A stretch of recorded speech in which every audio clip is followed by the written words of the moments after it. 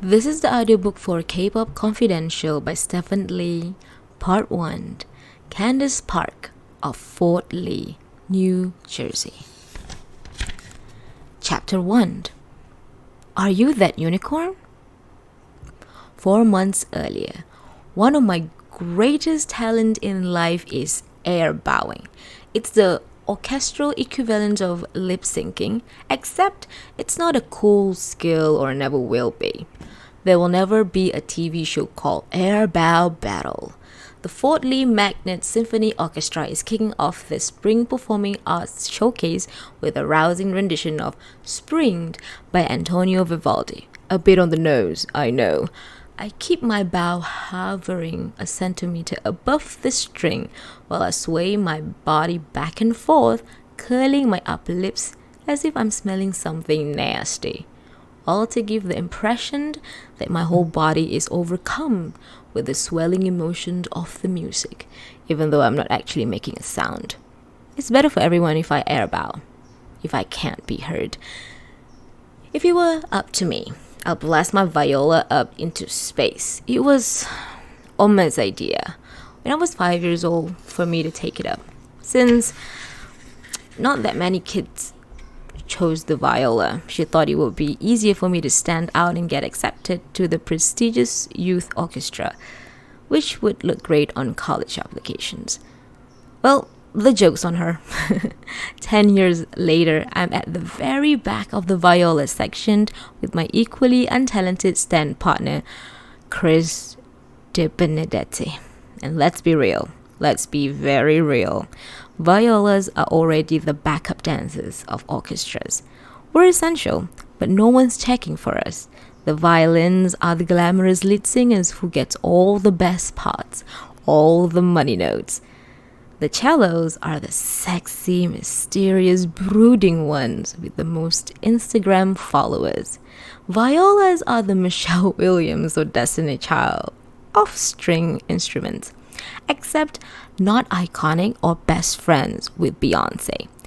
It's only when we all stand up for our bow after the song is finished that I can see Omma and Appa in the audience. Appa is clapping frantically, giving a standing O, while Omma is taking tons of flash photos of me in my hideous orchestra uniform, a frilly white blouse, and a green ankle-length skirt. I smile miserably, getting blinded, until we can all sit back down to watch the Glee Club performances, which are what the audience actually came for.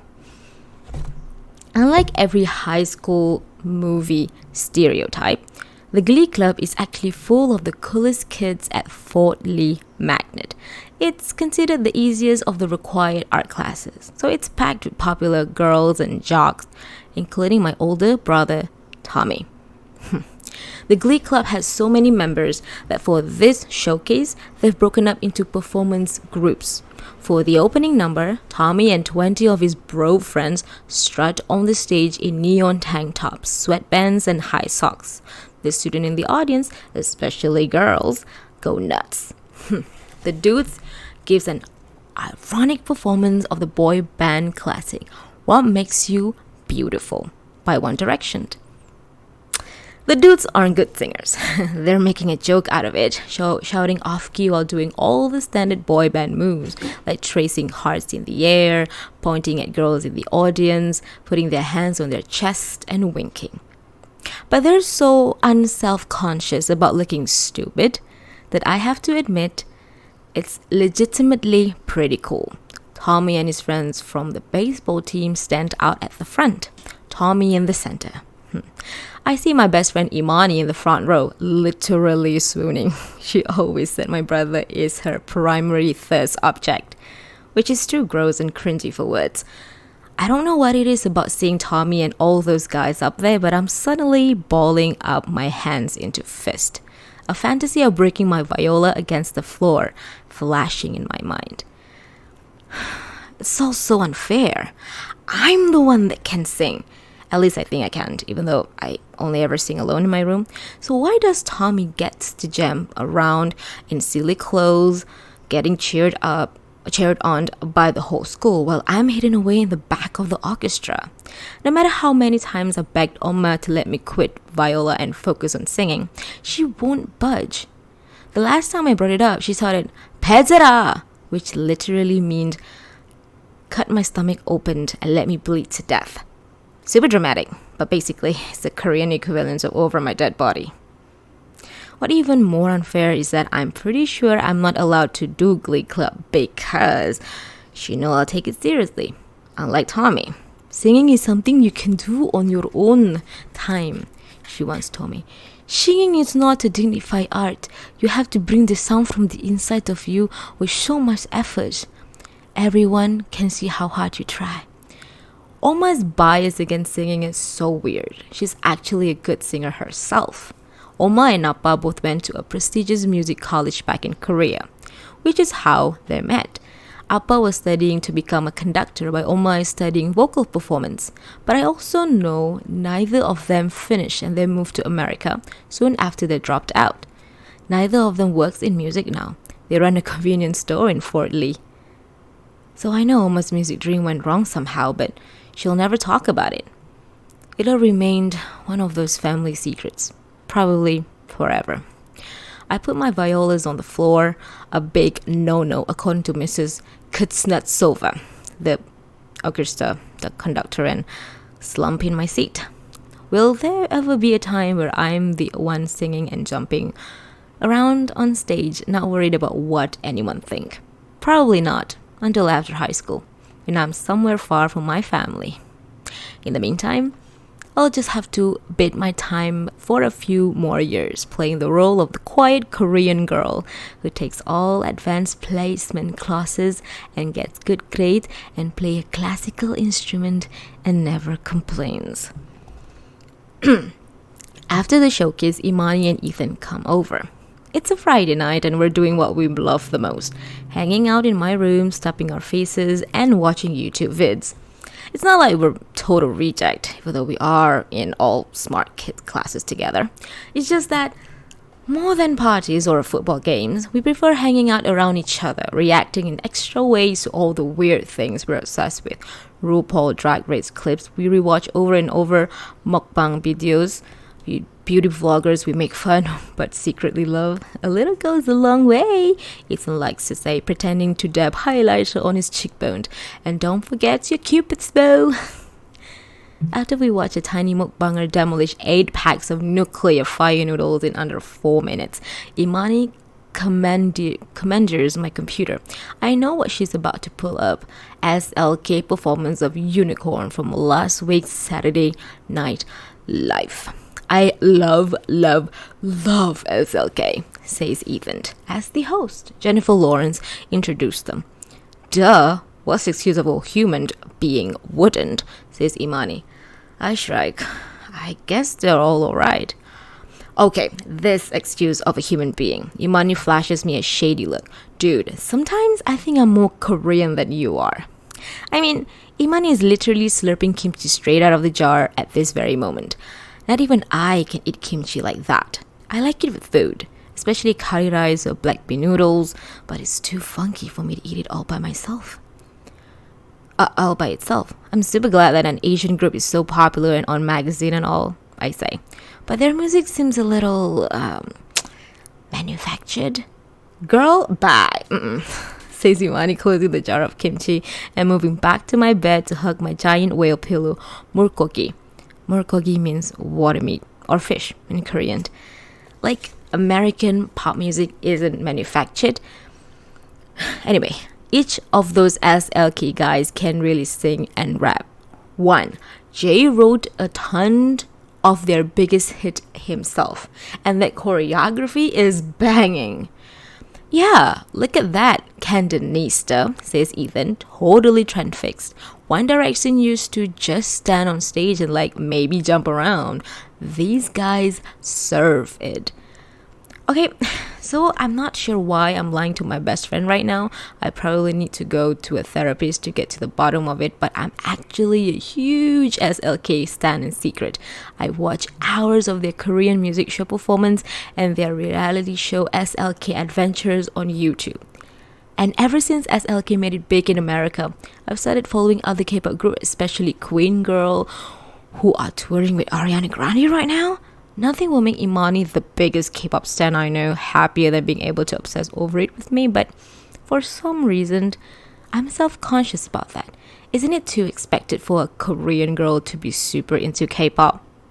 On screen, the 5 boys of SLK move in perfect sync, even when they're doing literal backflipped.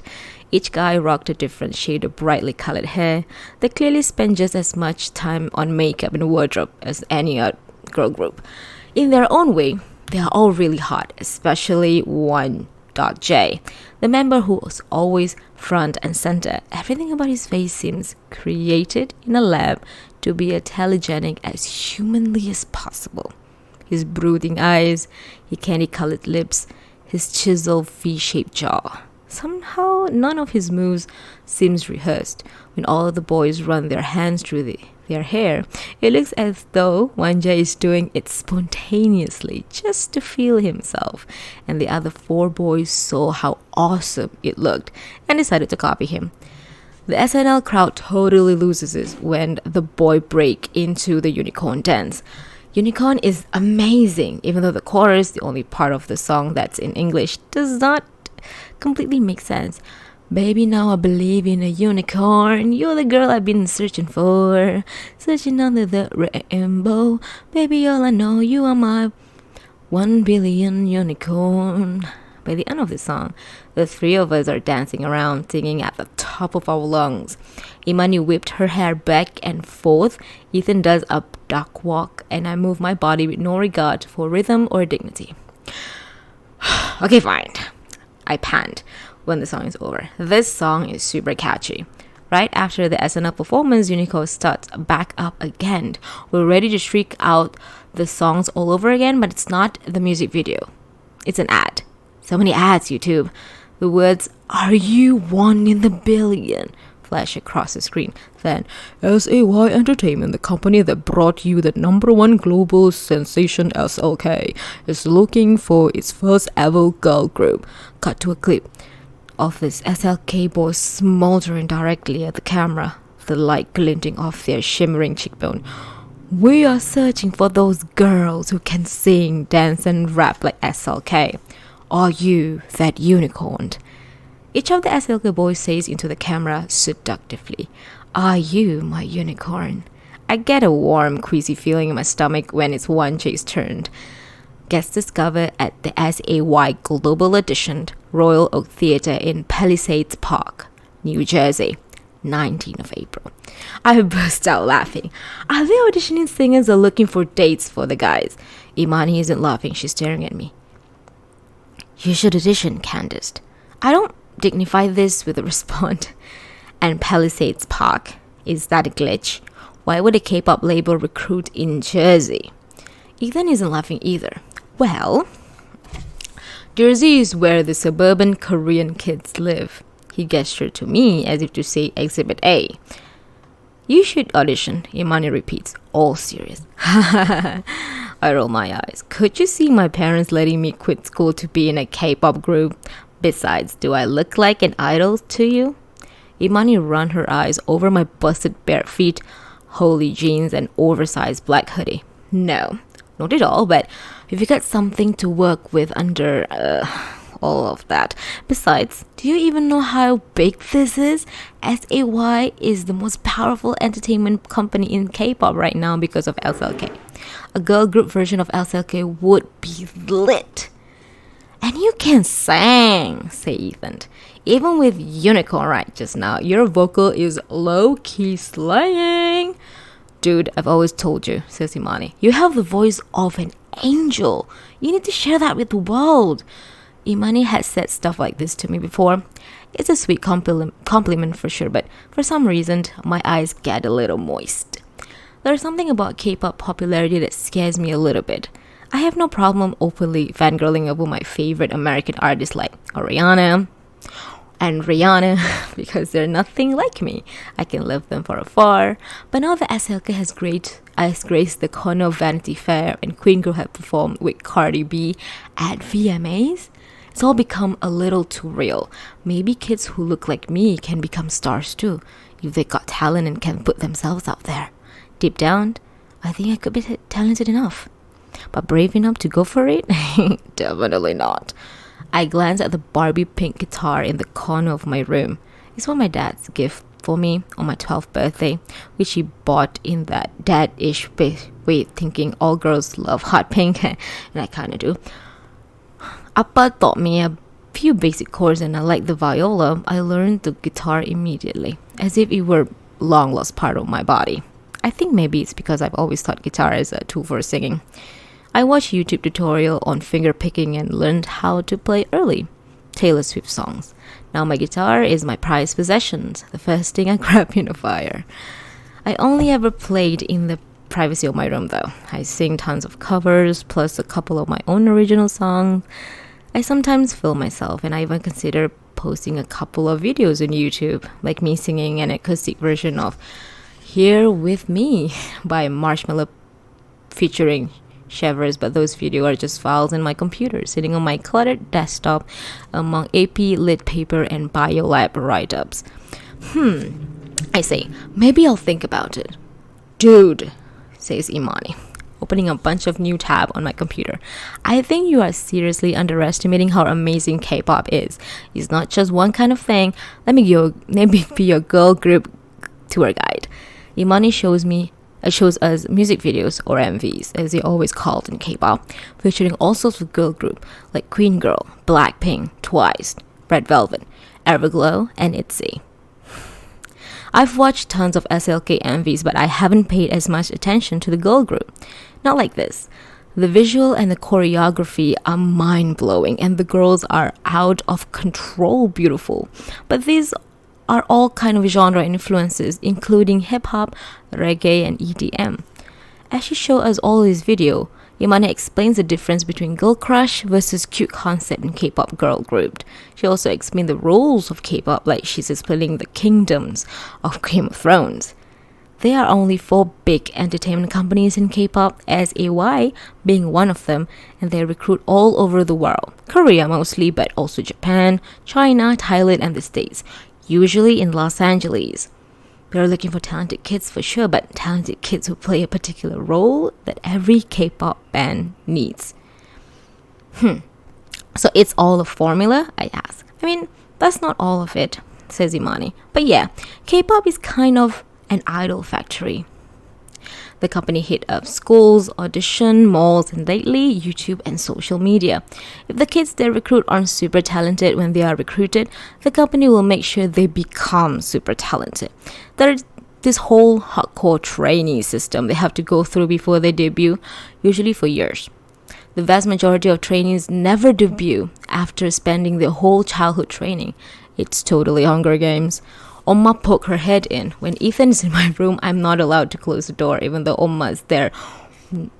There's nothing to worry about. Are you kids having fun? Yes, Mrs. Park. Imani and Ethan piped up.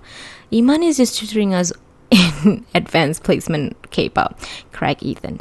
I will be quizzing you both, said Imani joke. How fun! I can see a smidge of disapproval in her face. Imani, your sister is here to take you and Ethan home. I'll bake some kimchi for you. Thanks, Mrs. Park. After Imani and Ethan leave, I can't stop watching more girl groups MV. I never knew how many types of girl you could be as a K-pop idol. A cutesy girl, a rebel, a fashion queen, or all 3 in one? Why have I never thought of this as a possibility for myself? Well, that's a dumb question. There are so many obvious reasons I could never dream of being a K-pop idol. For one, my Korean is horrible. I never had to go to Korean language school on Saturday like the Korean kids I know from church. Secondly, I definitely can't dance. Like I can't even pump my fist, Jersey Shore style, to a basic beat. It's that serious. And of course, my parents would shut down any talks of being a singer before it's even started. Oma drilled it into mind and Tommy's head that there are only 3, maybe 4, respectable fields we can go into as adult. Medicine, law, business, or academia, in that order. Being a singer is far down the list, probably between murderer and drug dealer. I finally clicked out of YouTube and grabbed my guitar, making sure my door is closed. I hit record on my laptop cam. I know this video will just clutter my desktop like all the others, never to be uploaded. I still like to record though, because this is super weird and super dark. I think if I ever got hit by a school bus or something, I want to leave this video behind so people would know Candice could really sing. Candice had something to say all along. I play the opening chorus of a song I've been writing for a while, called Expectation versus Reality. I sing softly.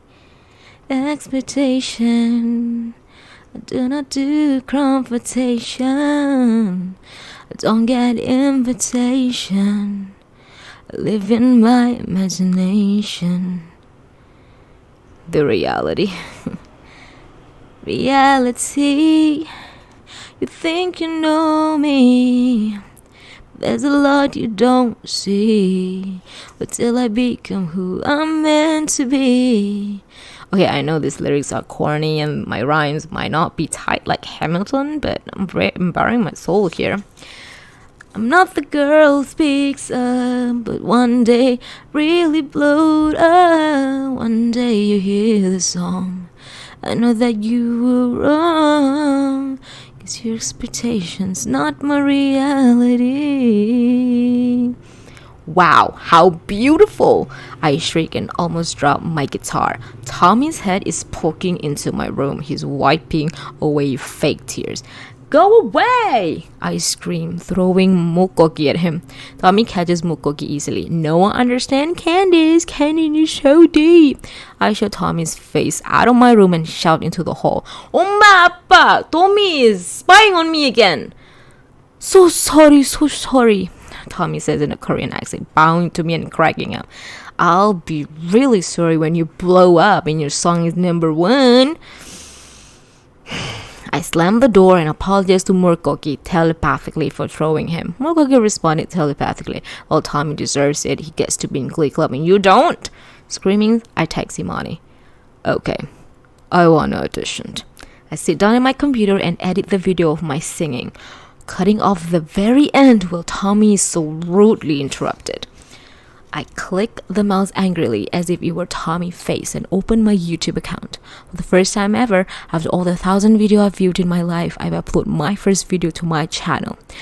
There I am, Candice GRRL0303. Don't judge me, I created this account in junior high with a single video of me singing and playing a guitar. Just because Oma is afraid of her own voice, based on someone's failure she had back in Korea before I was even born, doesn't mean she can silence mine. I click published. When I look at my phone again, Imani had already responded to my tag. Yes! End of chapter 1.